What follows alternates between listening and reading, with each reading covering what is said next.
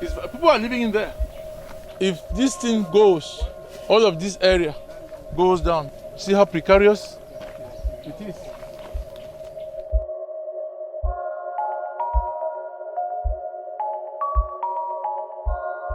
All the buildings are built on porcelain. Porcelain is this volcanic material. It keeps moving. And when rains come, the rain washes the material away. Il y a des fois quelques années, il y a eu l'affaissement de la terre qui a envahi une maison, ça a tué 2 enfants. Généralement, nous sommes dans un pays de tiers-monde, les gens n'ont pas de moyens. Et les terrains en ville sont rares. Non seulement que c'est rare, mais c'est coûteux, très cher. The city council marks houses as being constructed in hazardous zones.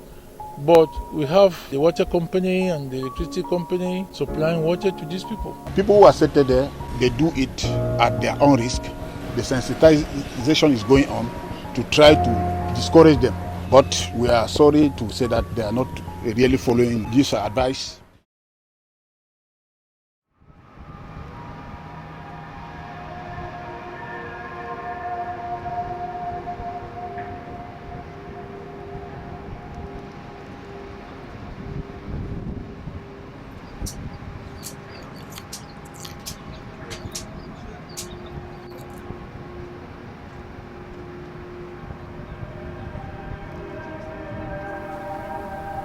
One for good baby, yeah, I feel the problem.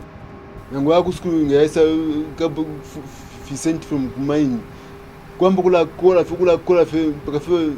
which are down from chasing the flow, my dad in Jason looking at from when I'm coming. So I'm going to school problem. So, done go school, so the problem not good. Teaching like somebody shine. Yeah, but you have to waste one to gamble, current continuously. Rio Satura abantu bambi batitumo tabayifirondo bana mami post pama get para the talk style kuingira mkochwa mkomprena so tulishanya fe kun save getting on fe kopa ba chapo leo posa kona mano sheshwanga news.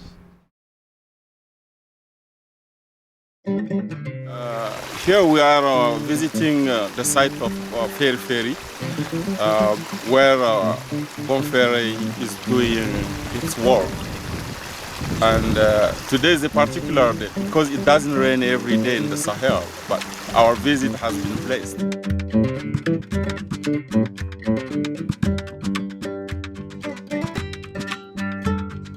Because this whole place was kind of barren. There is no trees, no life, nothing. But with their own effort and resources, they have been able to regreen it. In 2008, community members, local authorities and others established the Bon Ferry Group. Their aim was to restore the deforested vegetation of Feri Feri Hill and reduce the risk of disasters. Replanting trees and crops has helped prevent large volumes of rainwater running down the hill and flooding the villages below. It's also reduced the risk of drought by increasing the water supply on the hill. This means better crop yields and improved food security. Institutionalising sustainable community-based disaster risk management, or CBDRM, is an ambitious USAID OFDA-funded programme.